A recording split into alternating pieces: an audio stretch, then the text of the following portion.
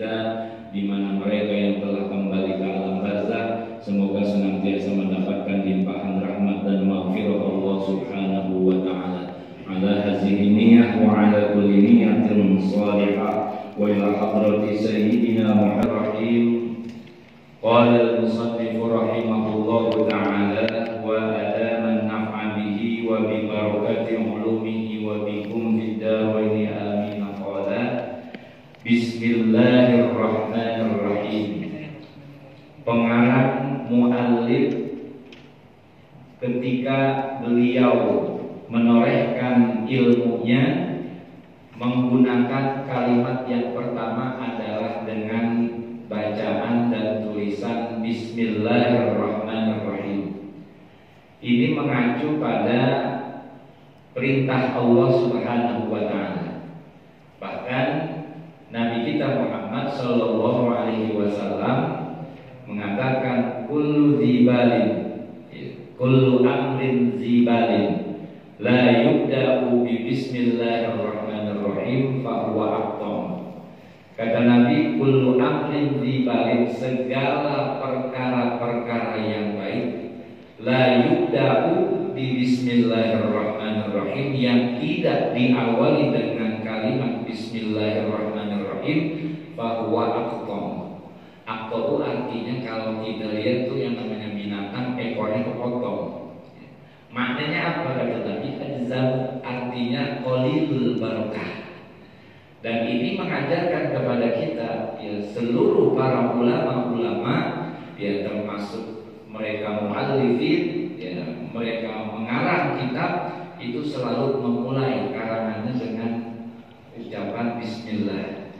Termasuk juga kita ini diajarkan segala aktivitas yang kita laksanakan itu harus dengan kita awali ucapan bismillah. Ini enggak seujug-ujug bacaan bismillah dengan nama Allah. Kenapa tuh? Ada kalimat yang ditahdzib, mahdzuf kalimat itu. Kata pengarang, dengan ucapan bismillah takdirnya u'allif, aku mengarang ya, dengan nama Allah Subhanahu wa taala. Bahkan dalam kajian tasawuf itu kalau kita lihat bacaan bismillah ada huruf ba. Ba ini mempunyai rahasia yang sangat banyak dan sangat dalam. Termasuk para ulama-ulama tasawuf itu mengatakan auda Allahu jami'al ulumi fil ba'i. Allah Subhanahu wa taala, kata ulama-ulama tasawuf, menitipkan seluruh ilmunya itu fil ba'i, pada huruf ba. Dan termasuk huruf ba ini memang huruf bibir, huruf syafatain. Kalau kita belajar ilmu qiraat, Ustaz Mustafa itu ada 4 ya. Namanya huruf bibir, ba, fa, waw ya. Nah, ini ba merupakan huruf syafatain. Maka ketika pertama kali Allah menyatakan ketika kita di alam arwah, Allah bertanya, alastu birabbikum, bukankah aku ini Tuhanmu? Yang pertama kali diucapkan adalah huruf ba dengan kalimat bala. Ini ba mempunyai makna yang sangat keistimewaannya sangat banyak. Di kalangan tasawuf itu begitu banyaknya tersimpan rahasia-rahasia pada huruf ba. Ya. Itu semuanya dalam Al-Quran sekitar 600 sekian ayat, kemudian masuk pada surah Yasin, kemudian diringkas lagi sampai di dalam suratul Fatihah. Di dalam suratul Fatihah diringkas lagi pada lafaz bismillah, dan pada lafaz bismillah ada pada huruf ba. Nah, ini. Kemudian ini kalau kita jabarkan dengan ba ini dengan kekuasaanku ya, bi ai dengan karena kekuasaanku, maka yakunu bi, itu bahasanya. Nah, kemudian ismi itu bukan dari kata ismun ya, dengan nama Allah, bukan dari kata ismun, tapi maknanya para ulama mengatakan sumu, itu maknanya tinggi, al-ulu keluhuran, lafaz Allah Subhanahu wa taala. Nah, bismillah itu ada ismi dan lafzul jalalah di situ, ismi dan Allah. Allah itu adalah ismul a'zam, nama zat yang paling mulia. Nama zat yang paling mulia. Nah, ini perbedaannya, kita mengenal ada yang namanya mungkinul wujud, ada wajibul wujud dalam ilmu apa ini. Kalau mungkinul wujud ini dinisbatkan kepada makhluk. Ya. Kita ini termasuk mungkinul wujud. Kenapa? Bisa ada, bisa nggak ada. Yang tadinya kita ini nggak ada menjadi ada. Kapan kita ada? Ketika kita berada di rahim ibu kita, itu mulai ada. Dan nanti suatu saat pun kita juga akan nggak ada. Yang namanya makhluk itu akan memiliki awal dan juga akan memiliki akhir. Beda dengan wajibul wujud. Ini sifat Allah. Allah itu wajibul wujud, wajib ada tanpa ada permulaannya dan tanpa juga ada akhirnya. Ini namanya ismul a'zam. Lafaz Allah tuh bismillah, kalau kita telusuri secara gramatikal itu berasal dari kata ilahun. Ilahun itu isimnya isim nakiroh, maknanya Tuhan umum.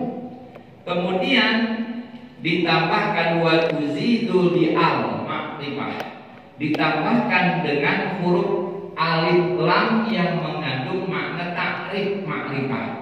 Wa uzifatul hamzatu, dan dibuang hamzahnya menjadi yang tadinya ilahun menjadi lafaz Allah. Ini Allah merupakan nama zat yang paling mulia. Meskipun nama-nama Allah itu banyak, itu termasuk asyraful asma. Ya, dengan kita berzikir mengucapkan lafaz Allah, ya, itu mempunyai nilai pahala. Kadang-kadang golongan-golongan seberang itu mengatakan mereka pemahamannya beda. Bahkan kalau kita turunkan lafzul jalalah Allah itu, kalau dibuang alifnya tinggal lillah. Maksudnya apa?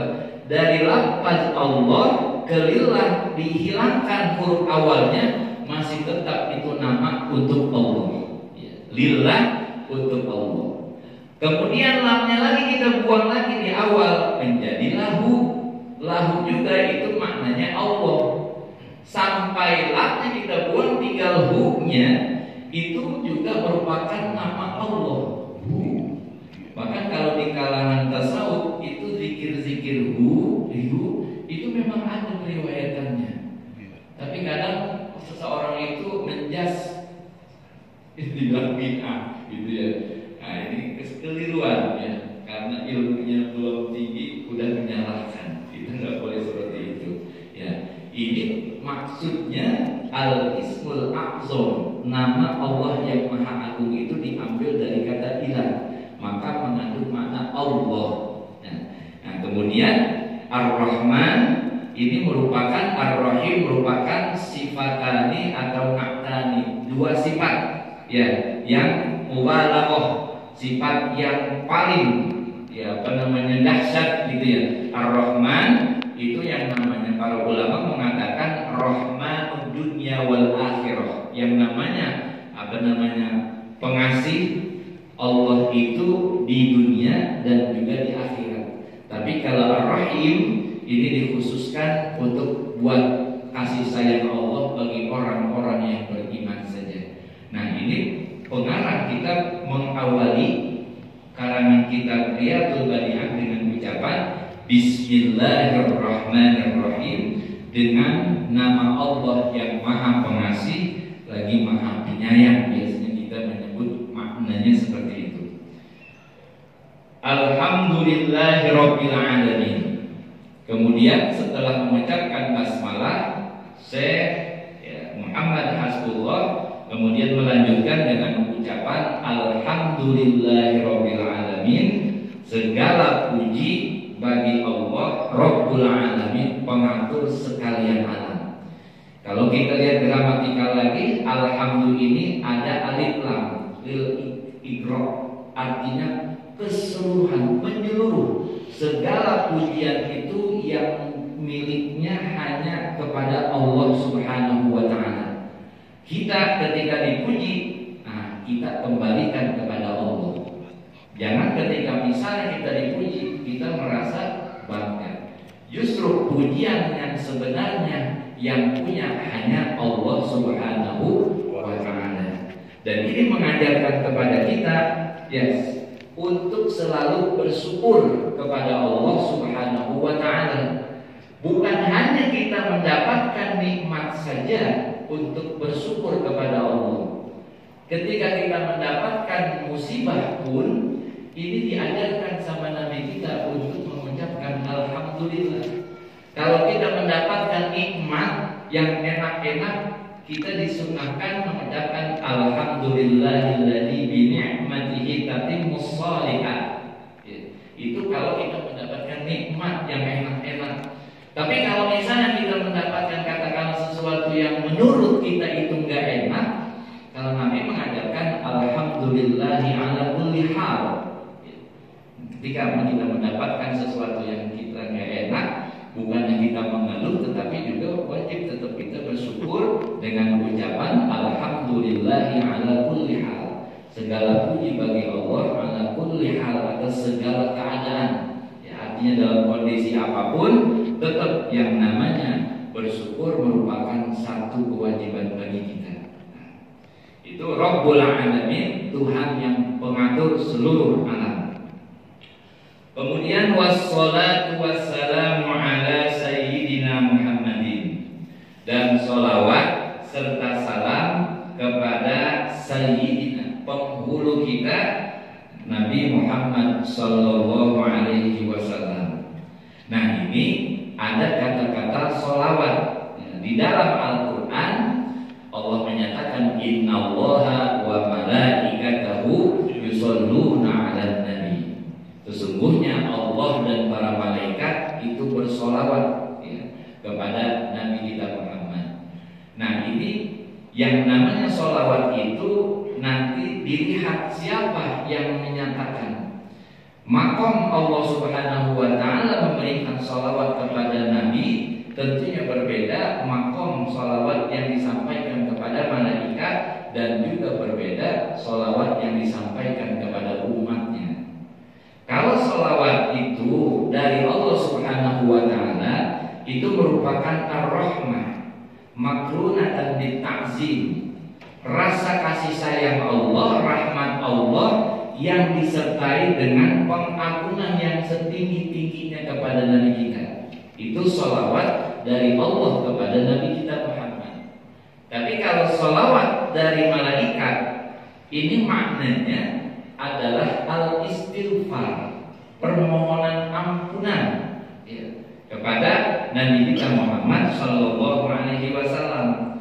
Kita bisa lihat contoh dalam sebuah hadis riwayat Imam Tirmidzi, di mana Nabi kita Muhammad sallallahu alaihi wasallam bersabda, kata Nabi, innallaha wa malaikatahu wa ahlas samawati wal ardina la yusholluna ala muallimin nasal khair.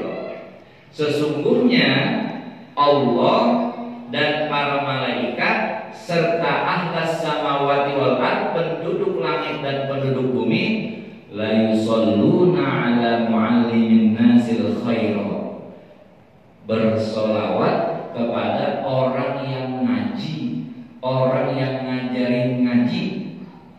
Itu para malaikat artinya adalah memohonkan ampunan kepada orang-orang yang di dalamnya itu muallimin nasal khaira, yang mengajarkan kajian, yang menimba ilmu. Itu sampai kapan?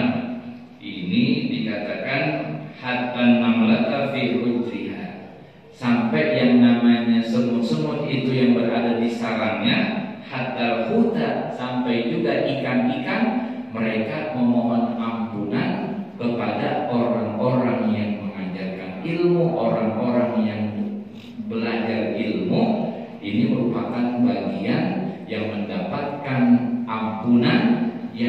dimintakan oleh para malaikat. Nah, seperti kita nih ya, dalam majelis-majelis ilmu merupakan satu tempat yang memang dimintakan oleh para malaikat istighfar. Selama kajian itu berlangsung, setiap para malaikat, bahkan penduduk langit, penduduk bumi, bahkan juga semut, bahkan juga ikan-ikan itu memintakan ampunan kepada sipulan yang mengikuti kegiatan-kegiatan dalam muzakarah. Ini makna sholawat dari malaikat. Artinya istighfar, permohonan ampunan. Nah, yang ketiga, yang namanya sholawat kalau dari kita sebagai umat itu maknanya adalah doa. Tapi jangan kita maknai doa itu kita memohonkan bermohon agar Nabi diampuni. Nabi memang udah maksum dan dia sudah dijamin. Tapi maksudnya apa? Akhir tujuannya adalah doa itu akan kembali kepada kita.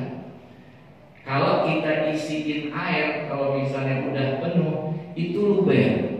Nah, Nabi udah kebanyakan, ini lubernya ini akan kembali kepada pribadi kita.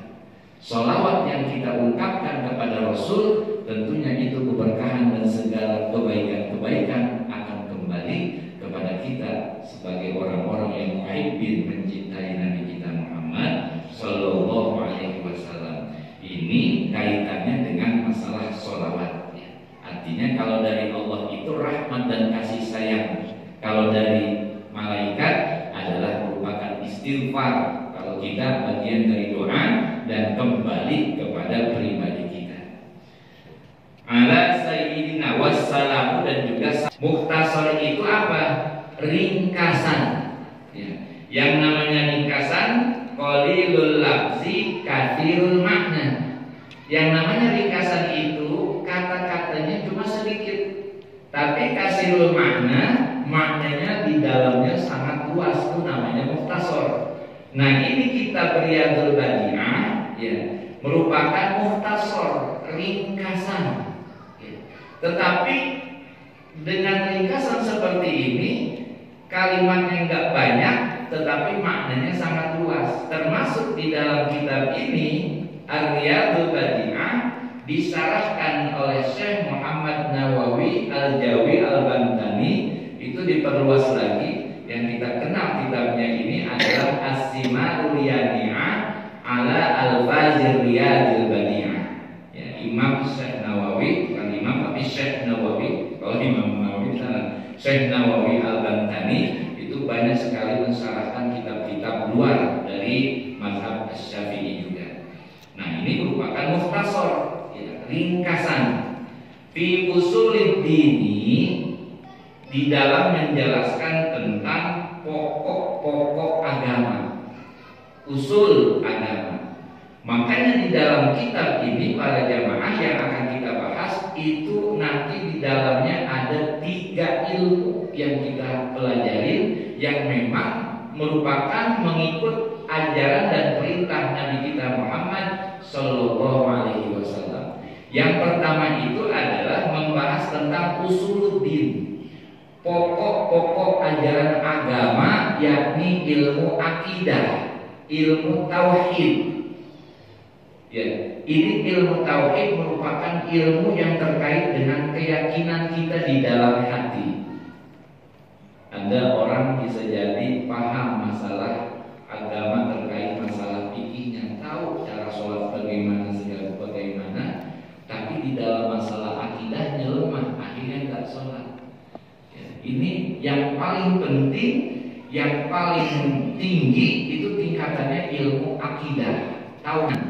Karena Nabi kita Muhammad SAW dakwah di Makkah itu lebih lama dibandingkan di Madinah.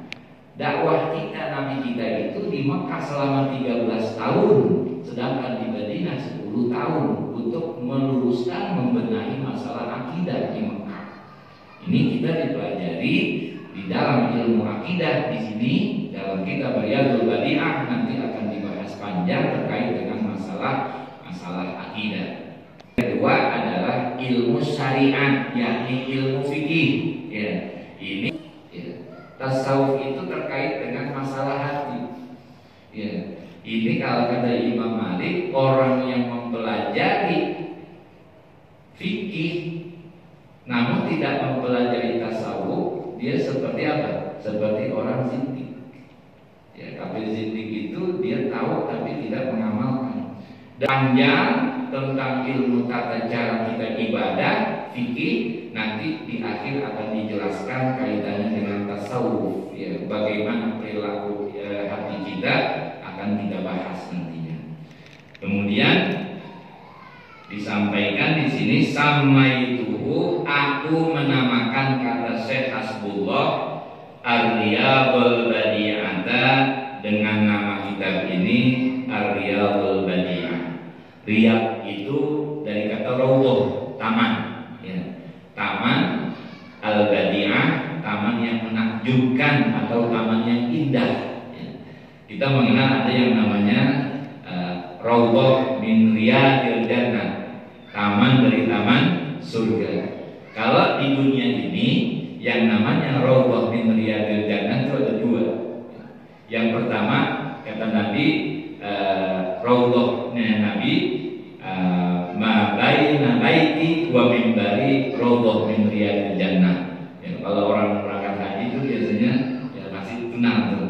Namanya antara mimbar ma baina baiti wa minbari, rumah dan mimbar itu antaranya itu merupakan rawdah. Disiplin ilmu, satu ilmu akidah yang merupakan tauhid, ya, kaitannya dengan rukun iman, rukun Islam, kemudian masalah, serta yang ketiga masalah tasawuf, ya, pembenahan bengkel hati. Nah, kemudian dilanjutkan ini dalam hal bermohon kepada Allah Subhanahu wa taala, pengarang berharap, ya, minallahi dari Allah Subhanahu wa taala, ayyan fa'an, agar dapat memberikan kemanfaatan bihi dengan kitab Mukhtasar ini, thalabatal ilmi, kepada orang-orang yang menuntut ilmu. Nah, macam kita ini termasuk thalabatal ilmi yang menuntut ilmu dalam rangka apa? Agar amal ibadah harian kita ini semakin mendekati kesempurnaan. Kemudian la siyama, terutama al-mubtadi'ina, bagi orang-orang yang pemula, ya, artinya orang yang masih dasar, ya, buat kita yang tua ataupun orang-orang yang baru ngaji, yang baru kenal agama, ini termasuk bagian dari thalabatal ilmi. Wa ayyuwaddiha ilaihi, dan menghadapkan kepada kitab ini ragbatar raghibina, pada orang-orang yang mencintai ilmu pengetahuan. Nah, kita termasuk mudah-mudahan orang yang mencintai ilmu pengetahuan. Kata Nabi, kun aliman au muta'alliman au mustami'an wala takun khamisan fatahdi. Kata Nabi, kun aliman, jadilah engkau orang yang alim, artinya yang memiliki ilmu, ya. Kalau kita nggak menjadi orang alim, au muta'alliman, atau yang kedua hendaklah kita untuk menjadi orang yang belajar, ya, orang yang belajar kita nih semuanya, ya, dalam rangka agar mengharapkan, ya, ridho Allah, itu hendaknya menjadi orang yang belajar. Au mustami'an, atau dalam kondisi misalnya sakit nggak bisa kemana-mana, dengerin kata Nabi. Atau kalau seandainya kita mustami juga enggak, au muhibban, atau kita termasuk orang yang cinta kepada ilmu, juga cinta kepada ulama-ulama. Nah, ini termasuk orang-orang yang memang mulia. Kata Nabi, wala takun khamisan, jangan kalian menjadi orang yang kelima. Jadi orang alim enggak, belajar juga ogah, dengerin ilmu orang ngaji juga ogah, atau juga mencintai ilmu bahkan membenci ulama. Yang seperti ini patah lidah, maka akan celaka. Nah, ini pesan Nabi, semoga kita semua termasuk orang-orang yang cinta terhadap ilmu pengetahuan. Nah,